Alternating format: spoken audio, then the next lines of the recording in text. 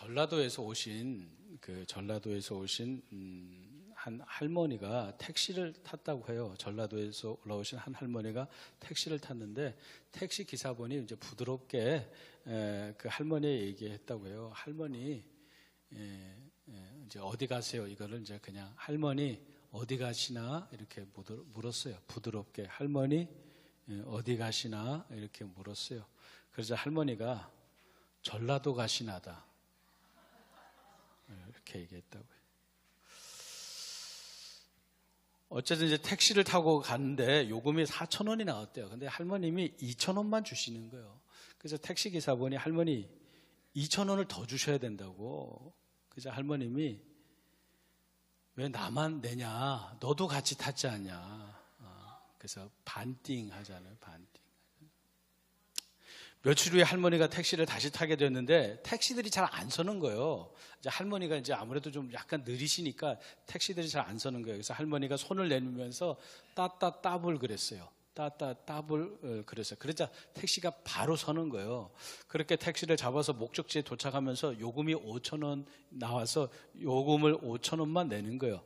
그래서 이 택시 기사 할머니 따따따불이라고 얘기하지 않았냐고. 그래서 할머니가 내가 말을 좀 더듬었다고 그렇게 얘기했어요. 내가 할머니라 말을 좀 더듬었다. 자, 오늘 이제 우리 104편 말씀인데요. 오늘 우리가 봉독한 이 104편은 이 세상을 창조하신 하나님을 노래하는 시예요. 이 세상의 하늘과 땅과 바람과 샘물과 열매와 풀까지도 하나님께서 창조하신 것들을 시인이 아주 섬세하게 묘사하고 있어요. 그래서 한 구절 한 구절이 다 하나님의 창조 세계를 시적으로 표현하고 있는 말씀이에요. 여러분, 하나님이 창조하신 이 세상을 자세하게 우리가 보면 볼수록 오늘 우리의 입에서는 감탄이 안 나올 수가 없어요.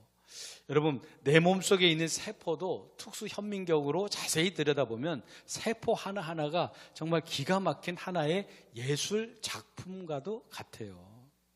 그래서 오늘 본문의 시인은 하나님께서 창조하신 것들을 자세하게 열거하다가 그것을 또 시적으로 하나님께서 창조하신 것을 뭐 물이라든지 풀이라든지 모든 것을 아주 시적으로 자세하게 열거하다가 너무나도 감탄해서인지 잠시 멈추고 그가 고백하기를 24절 말씀 보니까 오늘 보면 24절에 여호와여 주께서 하신 일이 어찌 그리 많은지요 주께서 지혜로 그들을 다 지으셨으니 주께서 지으신 것들이 땅에 가득하니이다. 그러니까 하나님이 창조하신 것들을 묘사하다가 하나님이 지으신 것이 곳곳에 가득하다고 감탄하고 있어요. 저는 오늘 그 시편 말씀을 묵상하면서 하나님이 창조하신 세계를 노래하는 이 시인의 고백 속에 하나님께서 우리들에게 이런 질문을 하시는 것 같은 것을 느꼈어요. 어떤 느낌을 받았느냐? 너희들도 정말 내가 창조주인 것을 믿느냐? 너희들도 정말 내가 창조주인 것을 믿느냐? 그렇다면 내가 창조주인 것을 믿는다면 왜 걱정하느냐? 왜 염려하느냐? 그리고 왜 쓸데없는 것을 위해서 사느냐? 하는 그런 질문을 하시는 것 같은 거예요. 여러분, 오늘 이 본문의 이 시인은 하나님의 이 창조를 지식적으로 아는 것이 아니에요. TV 프로그램에 나오는 뭐 동물의 세계나 자연의 세계에서 오는 그런 데서 보는 신비한 자연 세계를 보면서 자연의 위대함을 노래하는 것도 아니에요. 오늘 이 시편 104편은 이 모든 것을 지으신 창조주 하나님의 위대하심을 찬양하고 있어요. 다시 말해 창조주 하나님 그분을 주목하고 있다라는 거예요. 여러분, 오늘 본문의 시인은 이 세상을 창조하신 하나님께서 지금도 여전히 창조의 능력을 행하실 뿐만 아니라 하나님께서 창조하신 창조물을 먹이고 입히심도 고백하고 있어요. 오늘 보면 27절, 28절 보니까 27절, 28절에 이것들은 다 주께서 때를 따라 먹을 것을 주시기를 바라나이다. 주께서 주신즉 그들이 받으며 주께서 손을 펴신즉 그들이 좋은 것으로 만족하다가. 그러니까 창조주 하나님께서 지으시고 만드신 것들을 때를 따라 필요한 것을 주셔서 만족해 하신다라는 거예요.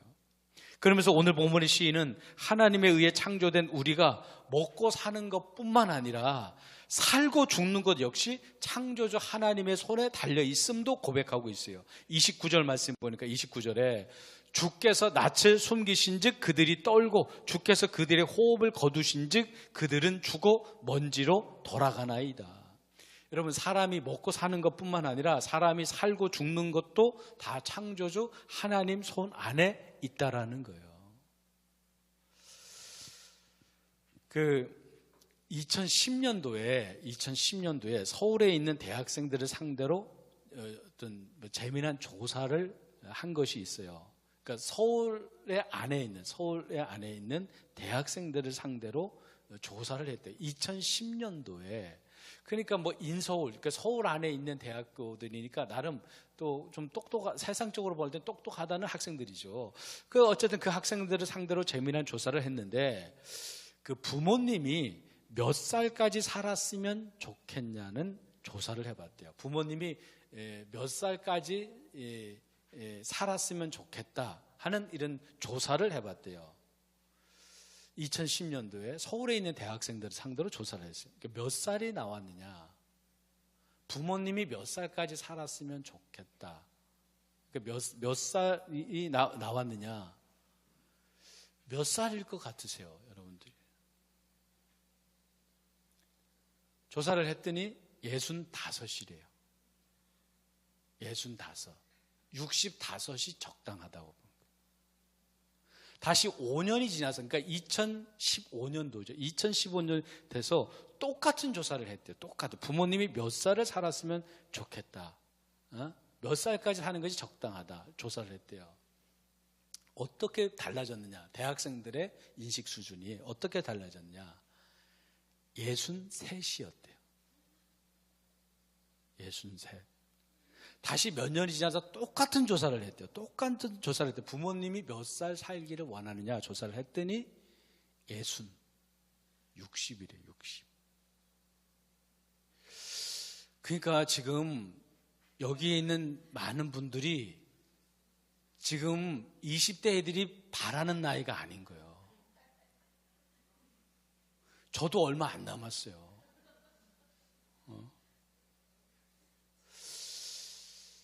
저는 이제 개인적으로 충격을 먹었어요. 근데 20대 초반 아이들 생각에는 60이 많은 나이인 줄 아나? 이런 생각도 들어요. 그러니까 좋게 생각한다면 20대 초반 아이들이 60이 많은 나이라고 애들이 생각하는가 하는 생각도 들어요. 그렇다고 쳐도 부모님이 몇 살까지 살기를 바랐냐 이런 조사를 할 때 모르겠어요. 제 개인적으로는 부모님의 죽음도 생각하고 싶지 않은데, 부모님의 죽음조차도 생각하고 싶지 않은데 어쨌든 애들은 예순을 적당하다고 본다는 거예요. 물론 지금의 20대 잘 모르겠어요. 정말 모르겠어요. 그래서 저도 어떤 때는 그런 생각을 해요. 제가 20대 때 어른들이 우리들을 볼 때 지금 우리가 20대를 보는 것처럼 생각했을까 하는 생각도 들어요. 저는 이제 목회자이니까 이제 교단마다 좀 색깔이 좀 많이 틀리긴 하는데 이제 그 감리교단은 위아래 개념이 이렇게 분명하거든요. 위아래. 그러니까 선배 목사님, 후배 목사님 그 개념이 아주 엄격해요. 그래서 다른 교단하고 틀리게, 그래서 이제 그 감리교의 최고 행정 책임자를 감독이라고 그러잖아요. 감독. 그리고 그 밑에 각 지방별로 감리사라고 있잖아요. 이게 감독하는 거예요. 각 교회를 감독하고 감리사가 각 교회 내에 전체적인 것을 다 돌보는 거예요. 이게 그 조사하는 거죠. 감리. 감리가 이제 이게 제대로 지금 돼가는지 이게 점검하는 거잖아요. 그러니까 감리사 또 감독. 그래서 그래서 교회 내에 있는 이 예산권은 감리사한테 있어요. 교회 내에 있는 재산권도 감리사한테 있어요. 우리 교회가 함부로 우리 교회 재산을 처리할 수 없어요. 그래서 철저하게 중앙 어떤 집중이 돼 있어요. 그래서 이단들이 감리교를 잘 못 들어와요. 이단들이 다른 교단에 막 들어가잖아요. 그런데 이단들이 감리교단에 잘 쉽게 못 들어오는 게 그런 게 있어요. 그러니까 중앙 집권적인 것이 있기 때문에. 그런데 이제 그래서 그러다 보니까 이제 제가 20대 때 선배 목사님들이 집합 그러면 그냥 갔어요. 저는 그렇게 아침에 볼 차고 이런 거 아주 싫어하는 목사거든요. 볼 차고 이러는 거를. 그런데 그 지방 내에 선배 목사님이 볼 차는 걸 되게 좋아하는 목사입니다. 그 목사님이 농담도 이런 농담을 해요. 자기는 뛰다가 죽고 싶다고. 뭐 복음 전하다가 죽고 싶다 이래야 되는데 자기는 뛰다가 죽고, 그렇게 운동 좋아하는 목사님이 있었어요. 그러니까 그 선배 목사님이 우리 이제 20대, 30대 초반에 그때 막 목회 시작할 때 새벽 기도 마치고 다 운동장에 모이라고. 그러면 아침마다 새벽 기도 마치고 하늘을 보는 거예요. 비 안 오나? 비가 막 내리는 것 같아. 그럼 막 좋아가지고 막. 근데 분명히 새벽 기도 시작할 때 비가 오는 것 같았는데 끝나니까 아주 이게 맑아져요. 그러면 참 침울하게 운동장으로 갔던 그런 기억들이 있어요. 근데 어쨌든 그랬는데 지금은 제가 그때 그 선배 목사님들 나이가 제가 됐거든요. 그런데 제가 지금 20대, 30대 목회자들 눈치를 봐요. 모이라고 얘기하는 거 함부로 얘기 못해요. 지금은 제가 눈치를 보더라고요. 예전에는 선배들 눈치 봤는데 지금은 제가 20대, 30대 목회자들 눈치를 보더라고요. 그러니까 그만큼 세상이 많이 달라지긴 한 것 같아요. 근데 어쨌든 지금 20대 초반에 있는 대학생들이 부모님이 살 연세를 60으로 본다는 거예요. 근데 몇 년 전에 울산에서 있었던 일이라고 해요. 한 할아버님이 다 죽어가는 소리로 경찰서에 전화를 했대요. 나 죽을 것 같다. 두유 2개로 10일을 버텼다. 나 좀 살려달라. 다 죽어가는 소리로 경찰서에다가 전화한 거예요. 그래서 경찰관이 전화를 받고 할아버지 집을 막 추적했대요. 그 전화 이제 어디인지 위치를 추적해서 할아버지 집에 가서 문을 두들기는데 인기척이 없는 거예요. 그 전화는 받았으니까. 그래서 이 경찰관이 강제로 문을 따고 들어갔더니 할아버지가 거의 해골이 된 채로 누워 있는 거예요. 할아버지는 진짜 두유 2개로 10일을 버틴 거예요. 두유 2개로. 그러니까 물로 그냥 10일을 버틴 거죠. 그러니 몸이 해골이 될 수밖에 없죠. 그래서 경찰관이 할아버지를 돌볼 사람을 찾아보니까 아무도 없는 거예요. 그런데 같이 사시던 할머님이 한 달 전에 돌아가셨대요. 할머님이 한 달 전에 돌아가셨대요. 그 뒤로는 아무도 할아버지를 돌볼 사람이 없었던 거예요. 할머님이 한 달 전에 돌아가신 거예요. 그래서 남자분들은 잘 들으셔요. 오늘 설교 다 까먹어도 좋으니까 이거 하나만 기억하고 가세요. 남자분들은 무슨 일이 있어도 아내보다 하루 전에 죽어야 돼요.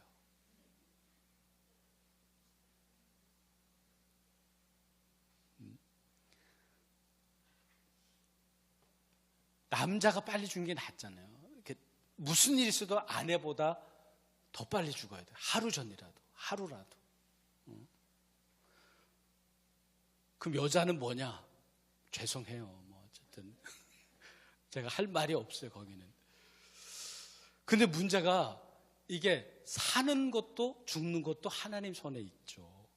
그래서 기도하셔야 돼요. 아내보다 하루라도 빨리 죽게 해달라고. 어쨌든 하나님께서 나를 창조하셨고 살고 죽는 것도 하나님이 주관하고 계심을 정말로 믿으면, 여러분 그렇다면 우리 염려의 대부분은 사실 사라져요. 그냥 살고 죽는 것도, 먹고 사는 것도 다 하나님 손 안에 있기 때문에, 그렇다면 우리의 염려의 대부분은 사라지게 되죠. 그리고 우리의 인생관, 가치관, 모든 것이 달라지고 삶의 목표도 달라지게 돼요. 이 신앙이 분명했던 사도 바울은 고백하기를, 로마서 14장 8절 말씀에, 로마서 14장 8절에 우리가 살아도 주를 위하여 살고 죽어도 주를 위하여 죽나니 그러므로 사나 죽으나 우리가 주의 것이로다. 그러니까 하나님이 나를 창조하시고 먹고 입는 것, 살고 죽는 것도 다 주님 손 안에 있음을 정말로 알면 더 이상 세상에 염려가 아니라 살아도 주를 위하여 살고 죽어도 주를 위하여 죽는 신앙이 되고 주님을 절대 의지하며 나아가요. 왜냐하면 먹고 입는 것, 살고 죽는 것 다 주님 손 안에 있음을 알기 때문에 그렇죠. 그렇다고 이 말씀을 오해하면 안 되는 것이 창조주 하나님을 믿는 사람은 자신을 위해서 먹고 사는 문제를 놓고 기도하면 안 된다는 말은 아니에요. 여러분, 마치 어린 자녀가 부모에게 이것저것 구할 수 있듯 하나님의 자녀된 우리가 하나님께 구하는 것이 전혀 이상한 것이 아니에요. 그런데 가만히 생각해 보면 어린 자녀가 부모에게 뭐 해달라 요구하기는 하는데, 그런데 어린 자녀는 무엇을 먹을까 무엇을 입을까 걱정하거나 염려하지는 않아요. 구하기는 하는데 어린 자녀들은 염려하지 않아요. 어린 자녀는 자기를 낳은 부모가 책임져주고 길러주는 것에 의심조차 하지 않고 그걸 심지어 당연시해요. 그러면서 부모에게 이것저것 구하는데, 그런데 가만히 보면 어린 자녀들이 부모에게 구하는 것은 다 부모님 안에 있는 것들이에요. 그렇잖아요. 마찬가지로 하나님의 자녀된 우리가 하나님께 얼마든지 구할 수 있어요. 하나님이 우리의 아버지이시기 때문이죠. 그러나 무엇을 먹을까 무엇을 입을까 걱정하거나 염려하지는 말라는 거예요. 먹고 입는 것, 그리고 죽고 사는 것까지도 다 창조주 주님 안에 있기 때문이죠. 그렇다고 우리를 창조하신 하나님께서 한 번의 창조 사건으로 하나님의 창조가 끝난 것이 아니에요. 창조주 하나님은 지금도 계속해서 우리를 새롭게 창조하시는 주님이셔요. 그것이 오늘 보면 30절에 나오죠. 30절 말씀에 보니까 주의 영을 보내어 그들을 창조하사 지면을 새롭게 하시나이다. 그러니까 주의 영을 보내셔서 우리들을 지금도 새롭게 창조하고 계시다라는 거예요. 성령님이 지금도 우리를 새롭게 하신다는, 새롭게 창조하신다는 거예요. 여러분, 그 사도행전을 보면 예수님이 십자가 처형을 당하기 위해 끌려가셨을 때 예수님을 부인하고 다 도망쳤던 제자들이었는데, 그 제자들을 중심으로 마가의 다락방에 모여서 두려움에 떨던 그들에게 주님의 영인 성령님이 임함으로 그들이 완전히 변화된 새로운 사람들이 되었는데, 전에는 주님이 십자가에 끌려갔을 때 다 도망쳤던 그들이었는데 주님의 성령이 임하니까 목숨 걸고 주님을 증거하는 증인들로 변화되었어요. 겉모습만 똑같았지 완전히 새로운 사람으로 창조된 거죠. 성령님이 그렇게 새로운 사람으로 만들어 놓으신 거예요. 여러분, 기독교 역사를 보면 주님의 영이 임함으로 완전히 새로운 사람으로 창조된 사람들이 하나둘이 아니에요. 오늘 셀별 질문을 제가 이제 셀 리더 카톡방에 보내니까 집사람이 제게 이제 그렇게 묻는 거예요.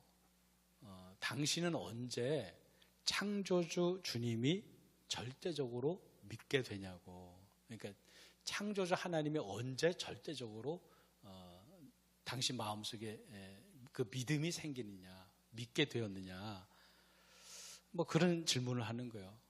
그래서 제가 가만히 생각해 보니까 저는 제가 강단에서 설교하는 것 자체가 주님의 창조인 것 같아요. 주님의 창조.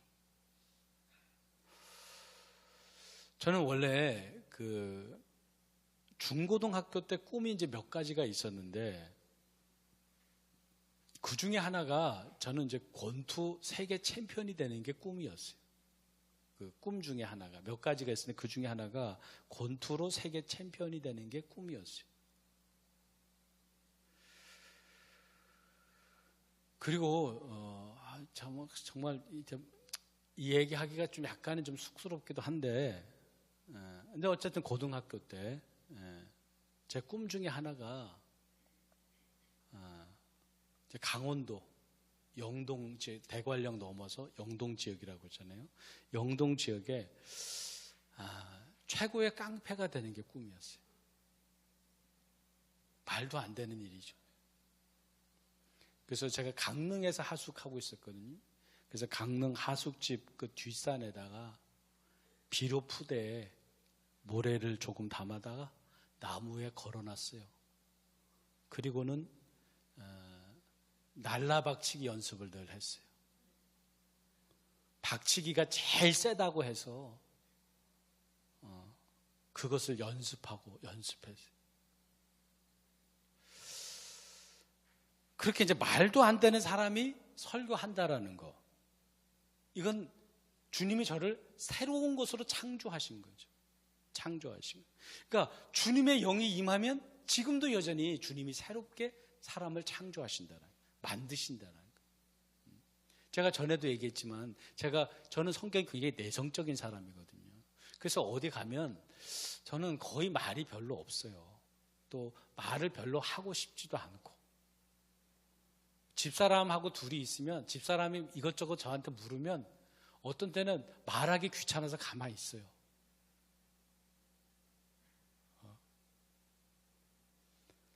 그런데 제가 이렇게 설교를 한다라는 거, 이게 창조죠, 창조.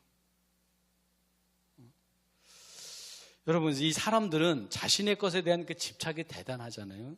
그 선배 목사님 교회에서 어떤 행사를 하면서 기념품으로 수건을 제작했대요. 기념품으로 수건을 제작했는데 행사에 생각보다 사람들이 많이 와서 수건이 많이 모자랐다고 해요. 그래서 자연스럽게 장로님, 권사님들 대부분이 수건을 자진해서 안 받았다고 해요. 그런데 행사가 끝나고 목사님이 사무실에 있는데 한 여자 권사님이 찾아와서 수건이 없냐고 물으시는 거예요. 그래서 목사님이 상황을 설명했대요. 생각보다 사람들이 많이 와서, 손님들이 많이 와서 중직들은 대부분 안 받았다고 그렇게 얘기했대요. 그런데도 권사님이 그래도 수건이 없냐고 물으시더라는 거예요. 그래서 목사님이 교회에서 전에 어떤 행사를 할 때 만든 수건을 내가 지금 쓰고 있는 게 있는데 그거라도 가지고 가시겠냐고 물었대요. 그때 권사님이 이래도 되는지 모르겠다고 하면서 받아가시더라는 거예요. 그 권사님의 뒷모습을 보는 목사님의 마음에 그 권사님이 무섭다는 생각이 들었대요. 여러분, 우리가 수건은 못 받아도, 기념품은 못 받아도 지금도 창조의 능력으로 역사하시는 창조주 주님을 꼭 만나셔야 되죠.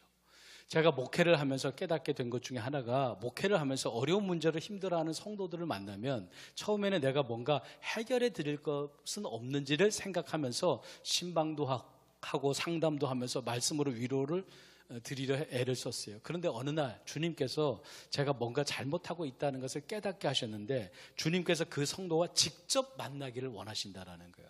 그러니까 제가 상담하고 제가 권면하느라 성도는, 목사는 만났지만 정작 주님을 만난 것이 아니라는 사실을 깨달았어요. 그것을 깨닫고부터는 성도들이 직접 주님을 바라보고 직접 주님의 인도하심을 받도록 애를 쓰게 되었어요. 여러분, 창조주 주님은 이 시간도 고통과 죄악 가운데 있는 우리를 만나길 원하시고, 우리가 주님을 온 마음 다해 바라볼 때 우리를 새로운 생명으로 창조해 나가신다라는 거예요. 하나님이 한 번 이 세상을 창조하신 것으로 끝나는 것이 아니라 지금은 성령님이 내 속에 임하셔서 우리를 새로운 존재로 계속 창조해 나가신다라는 거예요. 북한에서 배고픔에 시달리는 북한 주민들을 돕던 한국계 캐나다 시민권자인 임현수 목사님이라는 분이 계셔요. 목사님은 캐나다 시민권자이기에 북한을 1994년도부터 20년이 넘도록 160여 차례의 북한을 방문하면서 북한 주민들을 정성을 다해서, 최선을 다해서 도왔다고 해요. 목사님을 통해서 북한에 제공된 식량이나 의료품들, 또 농사지을 장비와 씨앗, 그리고 어떤 데는 큰 호수에 물을 다 빼게 해서 그 호수를 논으로 일궜다고 해요. 논으로. 그 논으로 일구기 위해서는 각종 장비가 들어가고 기술이 또 들어가야 되니까 기술자들도 들어가야 되고, 어쨌든 그런 것들을 지원하는 일을 했다고 해요. 그래서 그 목사님을 통해서 북한에 제공된 식량이나 의료품들, 또 기술자들, 또 농사 그 기구들, 각종 장비들, 그것이 수천억 원에 달하는 식량과 장비를 북한에 지원했다고 해요. 사람들이 왜 이렇게 북한을 돕냐고 목사님께 물을 때, 목사님은 1994년도에 김일성 사망 때 소위 그 고난의 행군이라는 그 시절이 있었는데, 북한에서 고난의 행군 그 시절이 있었는데, 아주 그게 극도로 식량이나 모든 게 흉년이었을 때, 그 고난의 행군 그 시절 때, 그때 북한의 한 시골을 방문해 보니까 한 집 건너 한 사람씩 배고픔에 쓰러져 있는 북한 주민들을 봤다라는 거예요. 한 집 건너 한 사람씩 배고픔에 쓰러져 있더라는 거예요. 또 어린이 보육시설에 갔더니 30여 명의 아이들이 앉아 있는데 빼짝 마른 아이들이라는 거예요. 당시 북한 주민의 절반 가까이가 영양실조와 배고픔에 시달리는 그런 상황이었다고 해요. 그런 모습을 내가 봤는데 같은 동포로 어떻게 안 도울 수 있느냐? 같은 동포인데 내가 어떻게 그들을 안 도울 수가 있냐? 그래서 목사님은 수시로 북한을 방문하면서 도왔는데, 그런데 어느 날 갑자기 북한에서 목사님이 체포되어서 재판을 받게 된 거예요. 이유는 목사님이 캐나다의 한 한인교회에서 설교하면서 북한에서 찍은 사진을 보여주고 북한에 대해서 얘기하면서 북한은 저 김일성 우상이 무너져야 북한이 산다고 그렇게 얘기를 했는데, 설교 시간에 그렇게 얘기를 했는데, 근데 그렇게 설교한 것을 어느 성도가 북한의 실상이라는 제목으로 인터넷에 그 설교를 올린 거예요. 그 성도도 뭐 설마 그냥 아무 생각 없이 올렸겠죠. 그러나 목사님의 모든 것을 감시하던 북한이, 목사님이 북한에 다시 방문했을 때 목사님을 그 이유로 체포하고 재판을 하는 거예요. 죄명은 최고 존엄 모독죄, 그리고 국가 전복죄. 말도 안 되는 재판이죠. 그렇게 1심에서 사형 선고를 받고 2심에서 무기노동형을 선고를 받아요. 무기징역을 1심에서는 사형 선고를 받고. 그 재판은 정말 말도 안 되는 재판이죠. 어떤 그 재판에 분명히 변호사도 있어요. 근데 변호사면 목사님을 변호해야 되잖아요. 변호사가 목사님을 혼내고 있어요. 말도 안 되는 재판이죠. 그때 목사님은 충격을 받았다고 해요. 북한을 20여 년이 넘게 1,000억 원이 넘는 그런 그 물질로 그렇게 도왔는데, 그 사람을 지금 무기징역으로 선고했으니 얼마나 이게 배신감에 마음이 얼마나 힘들었겠어요. 그래서 그렇게 북한의 감옥에서 하루 종일 노동을 하면서 지내요.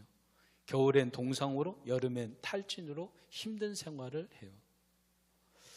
이면수 목사님이 북한 감옥에서 사형수로 있을 때 목사님의 그 사모님이 한국에서 목사님의 석방을 위해 뛰어다니면서 목사님이 목회하셨던 캐나다에 있는 교회 교인들에게 편지를 썼대요. 장문의 편지를.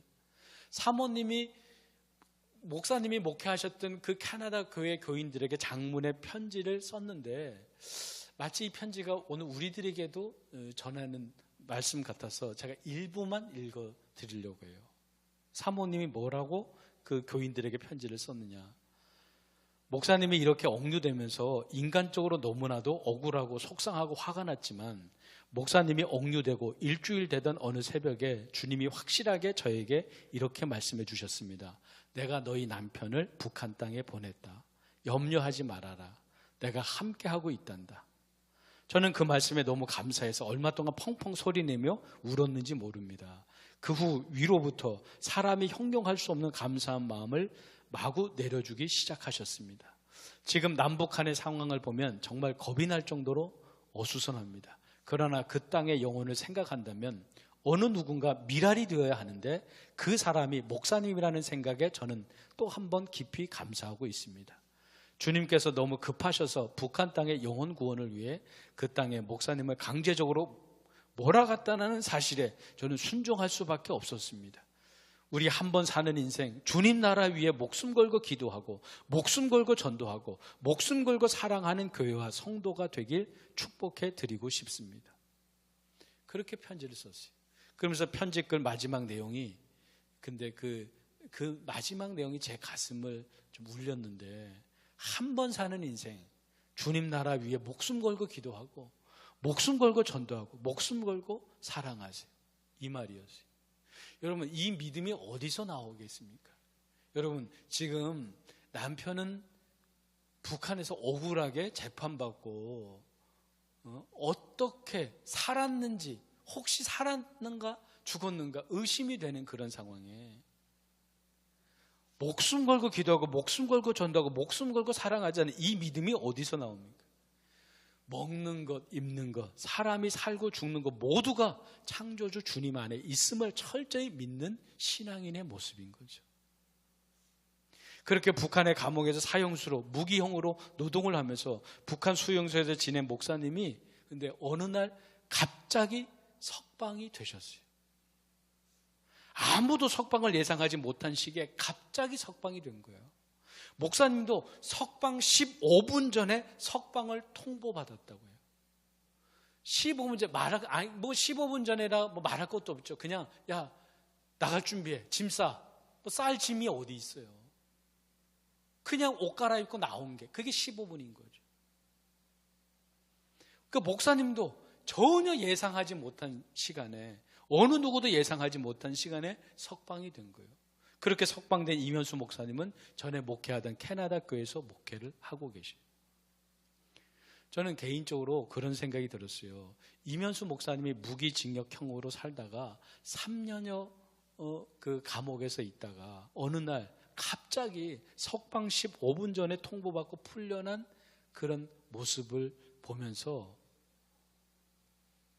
또한 우리나라가 일제강점기 때를 생각해 봤는데, 일제강점기 때 독립운동을 하던 많은 분들이 어느 날부턴가 일본에 협력하는 변절자들이 되었는데, 그렇게 한 이유를 물어보면 독립될 줄 몰랐다라는 거예요.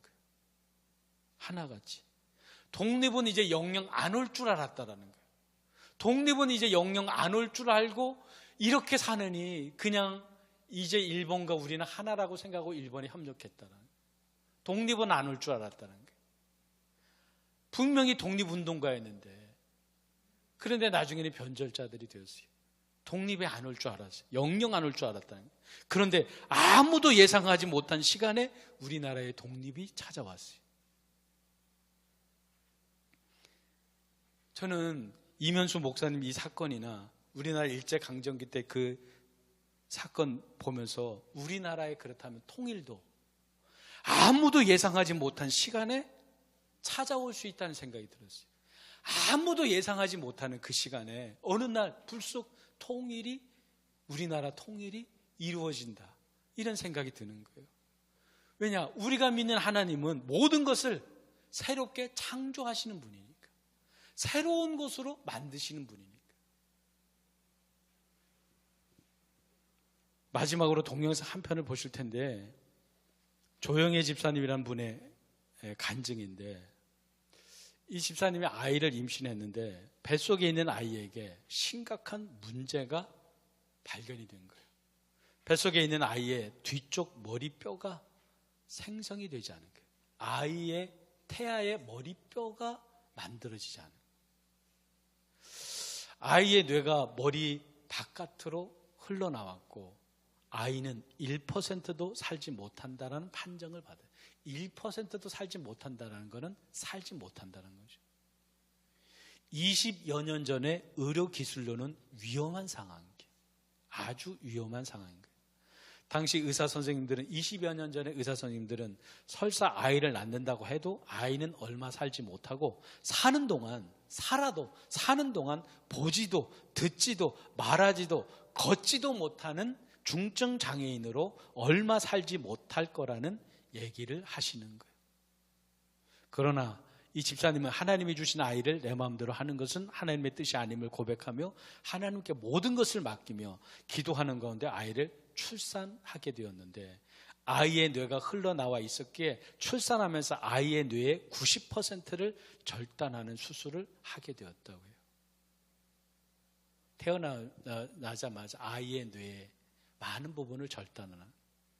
그렇지만 엄마 조영애 집사님은 아이가 살아있게 해주신 것만으로 감사했대요. 그리고는 당시로서는 아이가 하루하루 살아가는 것이 정말 기적이었어요. 그렇게 집사님은 아이가 살아있는 것에 하나님께 감사하며 기도로 아이를 기르는데 태어난 아이는 의사의 말대로 어떤 소리에도 반응하지 않는 거예요. 아무것도 듣지 못하는 거죠.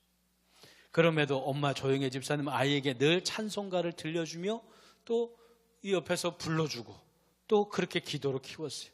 그러던 어느 날 기적 같은 일이 벌어졌는데 5살 아이가 찬송가를 흥얼거리는 거예요. 그런 아이는 지금 25살이 넘도록 잘 자랐고 특히 뇌에 심각한 문제가 있고 잘 들리지 않음에도 노래를 외워서 부른다고 해요. 특히 찬양을 부르는데 지금 많은 사람들에게 찬양을 통해서 하나님을 전하며 감동을 주는 삶을 살고 있어요. 박모세라는 그 형제인데 박모세 그 형제 또 조영애 집사님 그 KBS 방송에 나와서 한번 이야기를 나눴는데 근데 KBS 방송이라 노골적으로 이 어떤 복음에 대해서는 얘기할 수 없어서 그렇지만은 그분의 이야기가 많은 사람들에게 큰 감동을 줬는데 그 박모세 또 조영애 집사님의 그 간증을 잠깐 대표예요. 팀명이 모세의 기적.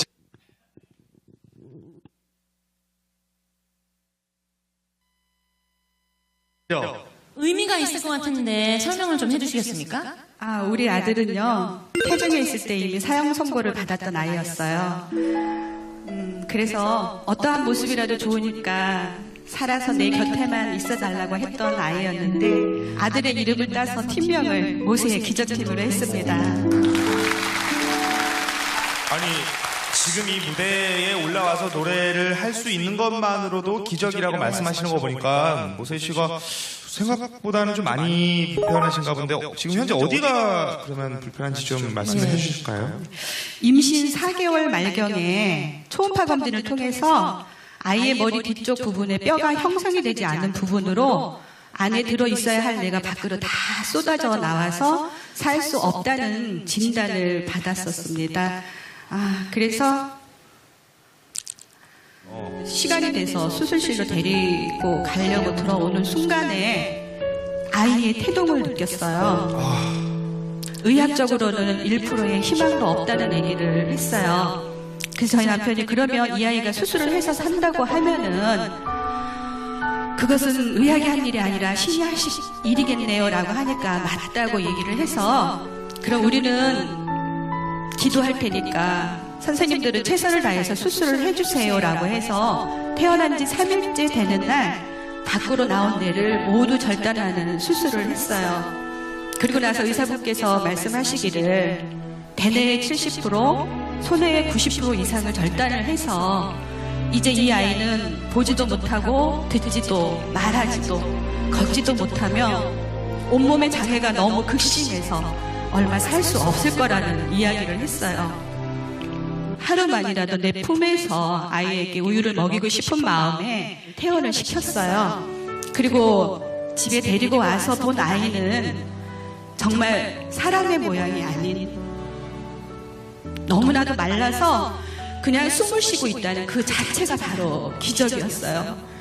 그런 아이를 보면서 그래 어떠한 모습이라도 좋으니까 그냥 내 곁에 살아서만 있어다오 이렇게 기도하면서 있었는데 어느 날 아이가 말문이 트였어요. 5살 때에. 모세가 노래도 스스로 익혀서 하기 시작했다고 들었거든요. 지금 모세의 장애가요. 지체장애하고 지적장애, 시각장애 그리고 한쪽 귀도 들리지를 않아요. 그래서 노래하는 게 다 듣고 외워서 지금 부르고 있어요. 모세군, 노래 부르면 기분이 어때요? 너무너무 행복하고 노래는 저의 없어서는 안 될 에너지고 저의 없어서는 안 될 저의 삶이에요.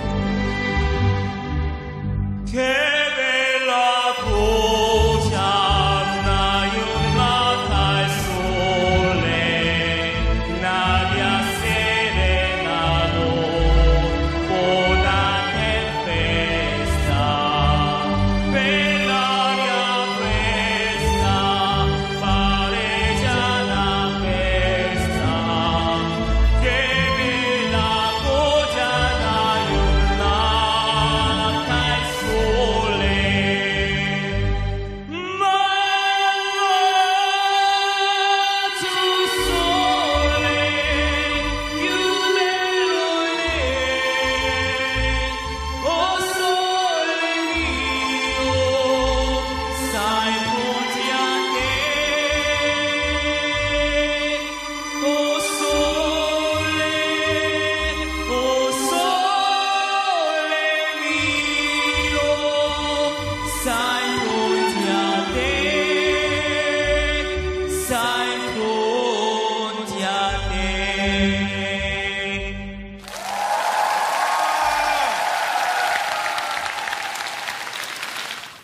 어머님께 감사하다는 말은 부족할 것 같아요. 특히 또 이렇게 잘 커준 우리 모세 정말 멋있습니다. 정말 멋진, 세상에서 가장 멋진 사나이예요. 우리 어머님 정말 대단하세요. 우리 모든 이 세상의 엄마들이 박수 보내드리고 응원 보내드려야 될 것 같아요. 우리 모세 고맙습니다.